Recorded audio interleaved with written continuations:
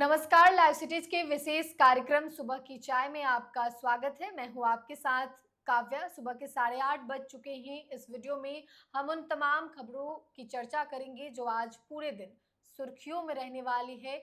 आज सबसे पहले 22 और 23 अप्रैल को जो है एरोबेटिक सूर्य किरण का शौर्य प्रदर्शन होगा। पटना के गंगा पथ पे जो है 9 फाइटर प्लेन जो है वो हैरत अंगेज करतब दिखाएंगे। इसके अलावा चिराग पासवान की सीएम फेस को लेकर अरुण भारती ने बड़ा खुलासा किया है और इसके अलावा लालू यादव को एम्स से छुट्टी मिल गई है और एक्टिव मोड में है लालू प्रसाद यादव। और वहीं बीते दिनों आपको बता दें तो कांग्रेस के जिला अध्यक्ष को निलंबित भी किया गया है और तेजस्वी यादव ने बिहार में बढ़ते क्राइम को लेकर जो है सरकार पर बड़ा हमला बोला है और इसके अलावा बिहार सरकार में बम्पर वैकेंसी निकली है। तो इन तमाम खबरों पर विस्तार से चर्चा करने के लिए हमारे साथ वरिष्ठ पत्रकार रवि उपाध्याय सर हैं। सर, सबसे पहले तो बहुत बहुत स्वागत है। सर, सबसे पहले अगर बात कर ले तो पटना के लिए, बिहार के लिए ऐतिहासिक क्षण होने वाला है 22 और 23 अप्रैल। देखिए, ये 2 दिनों में जो पटना का गंगा पथ बोला जाता जी है, जी तो गंगा पथ पर जो हैरत-अंगेज़ कारनामा, जी हैरत-अंगेज़ जो है सो आपको सूर्य किरण का शौर्य का प्रदर्शन किया जाएगा। जी जी जी। तो ये एक बड़ी उपलब्धि दिखाई पड़ रही है और हम्म। पटना वासी इसको देख सकेंगे और सबसे जी पहले पटना वासी से पहले स्कूली बच्चों के लिए जी, स्कूली बच्चों के हाँ, लिए। स्कूली बच्चे आज जो है सो देखेंगे और कल जो है सो आम आवाम के लिए 23 तारीख को होगा। आज हम्म। 22 तारीख है, तो जी। 22 तारीख को स्कूली बच्चों और उसके लिए आज देखिए स्कूल में अवकाश भी संभवतः घोषित किया गया है। अवकाश शिक्षा विभाग की ओर से घोषित कर हाँ, दिया बिल्कुल, गया। तो ये एक और बच्चे देखेंगे तो उत्साहित होंगे किस तरीके से करतब जी और जी। कारनामा करते हैं वो फाइटर प्लेन। वायुसेना हाँ, के। वायुसेना का जो सेना का जी ही रहता है वो। जी। तो वो 9 फाइटर प्लेन जब एक साथ उड़ेंगे तो ये समा और फिजा, हम्म। ये जो आपको पटना के ऊपर जब मंडराएंगे और ऊपर में आसमान में जब करतब दिखाएंगे तो ये निश्चित रूप से एक नया और चीज़ दिखाई पड़ेगा जी जी बिहार की धरती पर। तो ये पहले दिन तो ये होगा जब आम आवाम के लिए, जब दूसरे दिन होगा ये फिर जो है सो दूसरे दिन इसी तरह से 9 जी फाइटर जो प्लेन है जो वायुसेना का, वह आपको आकाश में गड़गड़ाता हुआ उड़ता हुआ दिखाई पड़ेगा। जी तो यह भी आम आवाम देखेंगे और इसका उद्घाटन मुख्यमंत्री बिहार जो सो नीतीश कुमार करेंगे 23 तारीख को।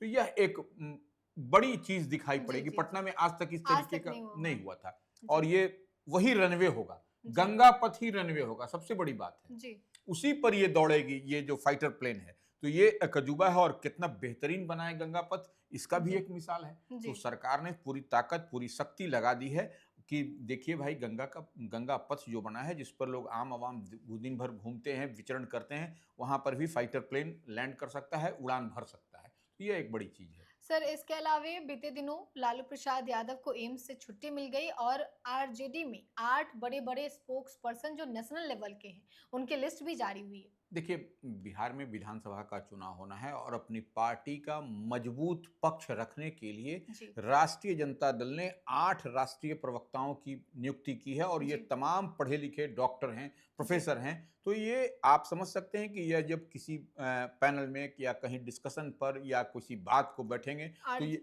हाँ, आरजेडी राजद के मुद्दों को रखेंगे बिल्कुल मजबूती से। आरजेडी के मुद्दे को रखेंगे या ऐसे कह लिया जाए महागठबंधन को रखेंगे, के मुद्दे को रखेंगे और इंडिया ब्लॉक के मुद्दे को रखेंगे और मजबूती के साथ जब पार्टी का पक्ष रखाएगा तो वही आम आवाम में मैसेज जाता है। तो जी इस लिहाज से देखिए एक बात समझना पड़ेगा, लालू प्रसाद यादव एम्स में अखिल भारतीय आयुर्विज्ञान संस्थान दिल्ली में भर्ती थे। उनकी जी तबीयत खराब होने के बाद तो 17, 18, 19 दिन के बाद वह निकले हैं। उसके जी बाद से ही वह एक्शन मोड में दिखाई पड़ रहे हैं।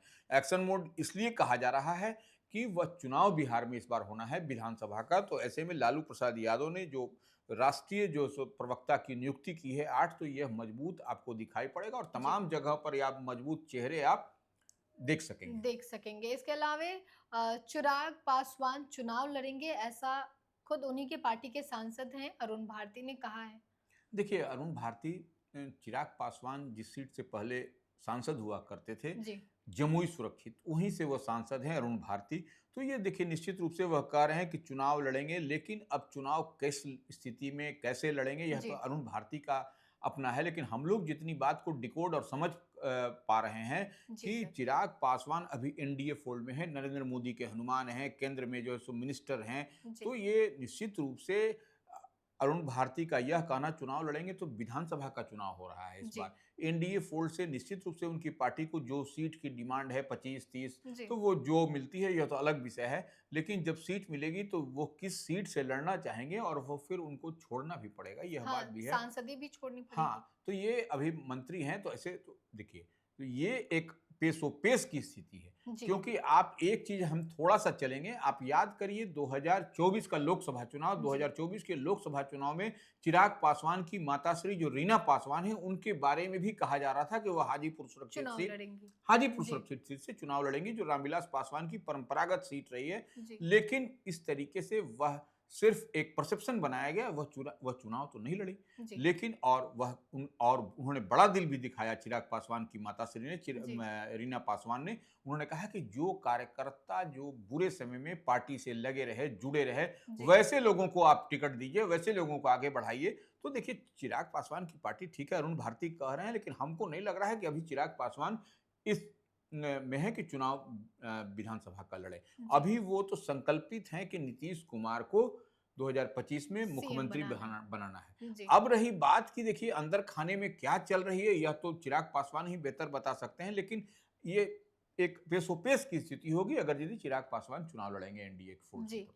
इसके अलावा सर प्रशांत किशोर जो कि जन स्वराज के संस्थापक हैं, उन्होंने बिहार सरकार को अल्टीमेटम दे दिया है और कहा है कि 3 मुद्दे ऐसे हैं, एक तो कास्ट सेंसस और लैंड सर्वे जो बिहार में चल रहा है, इन तमाम मुद्दों पे सरकार को घेरते हुए नजर आए।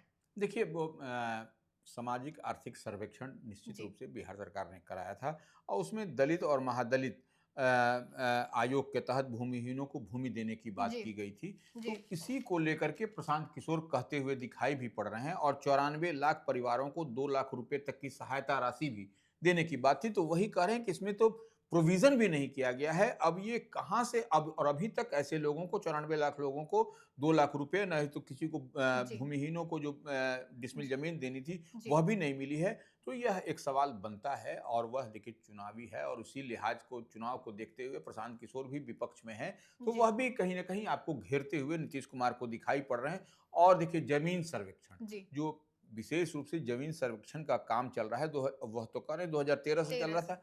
निश्चित रूप से 2013 में चल रहा था, फिर वो शिथिल पड़ गया, रुक गया। लेकिन अब जो है सो राजस्व एवं भूमि सुधार विभाग जमीन सर्वे के काम को लेकर के पूरी तरह से स्पीड अप है। लेकिन इसमें कई सारे झोल-झाल दिखाई जी। पड़ जी। रहे हैं।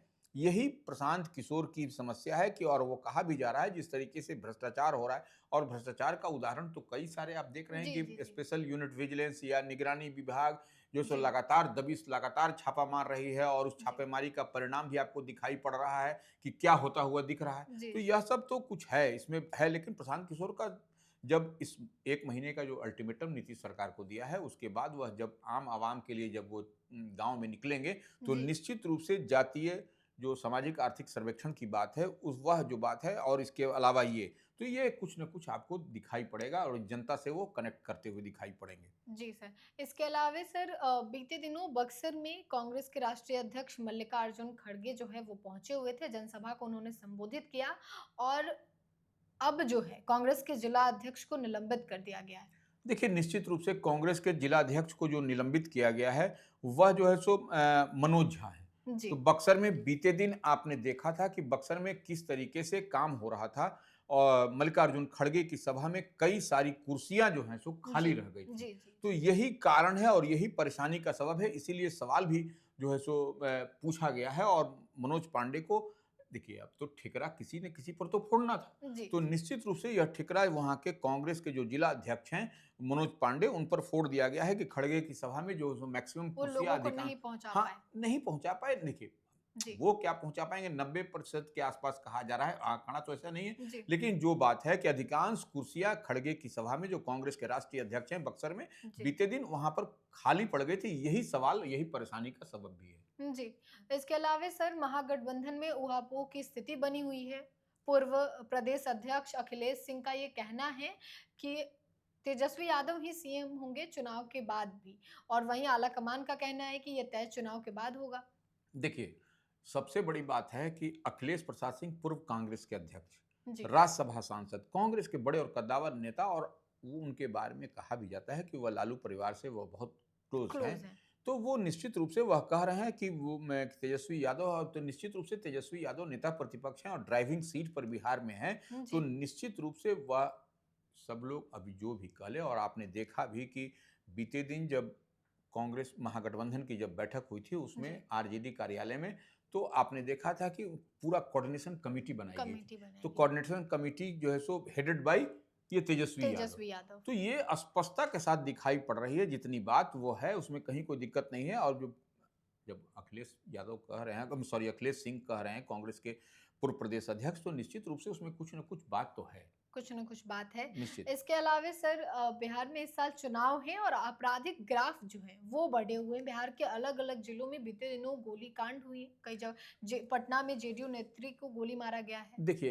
ये एक बात है कि चुनावी माहौल है। जी। ऐसे में आप इस तरीके की वारदात को देखिएगा, लेकिन निश्चित रूप से बिहार पुलिस भी अलर्ट मोड में है और तमाम तरह के इन सब जितने जो आपको दिखाई पड़ रहा है, गोलीबारी, ये सब अपराधी को पकड़ना, तमाम तरह की बात दिख रही है, सबको ऊपर शिकंजा कसता हुआ दिखाई पड़ रहा है। जी। लेकिन भोजपुर में, आरा में जो जी। 5 लोगों को गोली मार गई है, उसमें 2 लोगों की हत्या हुई है, गढ़हनी थाना क्षेत्र है। तो इस तरह से आपको सहरसा में भी इस तरह से हुआ है, रोहतास में भी हुआ है कि एक जी। ज्वेलर्स दुकान में लूटपाट करने के क्रम में जो हत्या हो गई है। तो जी। यह, और पटना में भी आपने देखा कि बुद्धा कॉलोनी थाना क्षेत्र की बात आ रही है जी। कि वहाँ पर एक जेडीयू की महिला नेत्री जो हाँ नेत्री हैं, सोनू देवी उनका नाम, सोनी देवी नाम बोला जा रहा है, जी। बताया जा रहा है। तो वह सब देखिए, इस अपराधी को तो आप राम राज तो है नहीं कि वो, लेकिन हाँ, पुलिस प्रयास कर रही है, नीतीश सरकार है, सुशासन की सरकार है, गुड गवर्नेंस है। तो जी। ऐसे में आप इतनी बात समझ लीजिए कि निश्चित रूप से पुलिस एक्शन मोड में है। कुछ तो अपराध होगा, लेकिन हाँ, पुलिस बैठी हुई नहीं है हाथ पर हाथ रख के, यह बात भी है। लेकिन तेजस्वी सर इन्हीं सब आपराधिक ग्राफों पर जो है लगातार अपने सोशल मीडिया पे एक्टिव है और पोस्ट पे पोस्ट करें कि महाजंगल राज है ये तो। देखिए, तेजस्वी यादव भी नेता प्रतिपक्ष हैं और जी। महागठबंधन की ड्राइविंग सीट पर वही हैं। तो तेजस्वी यादव निश्चित रूप से जो बात कह रहे हैं कि बिहार में अपराध बढ़ा है, तो जी। निश्चित रूप से उनकी नज़रिया में अपराध, देखिए अपराध तो हम बार-बार कहें कि रामराज तो नहीं हो सकता, लेकिन जी। हाँ, पुलिस चुपचाप भी बैठी नहीं है, मौन नहीं बैठी है, यह कार्रवाई हो रही है। कार्रवाई हो रही है। और इसी में देखिए अब इतना स्पीड अप भी पुलिस हर एंगल से करती हुई दिखाई पड़ रही है। आप देख रही हैं कि लगातार छापेमारी, लगातार ऐसे अपराधी चरित्र के लोगों को पकड़ा जा रहा है, तो निश्चित रूप से यह एक बड़ी कार्रवाई होती हुई दिखाई पड़ रही है। जी सर। तो इस वीडियो में हमने आपको उन तमाम खबरों के बारे में बताया जो आज पूरे दिन सुर्खियों में रहने वाले। इसके अलावे पटना के गंगा पथ पे जो भी हैरत अंगेज करतब होंगे उन तमाम वीडियो हम आपको दिखाएंगे। फिलहाल के लिए इतना ही। साथ ही चैनल को सब्सक्राइब करें, फेसबुक पेज को लाइक करें। वीडियो देखने के लिए आपका धन्यवाद।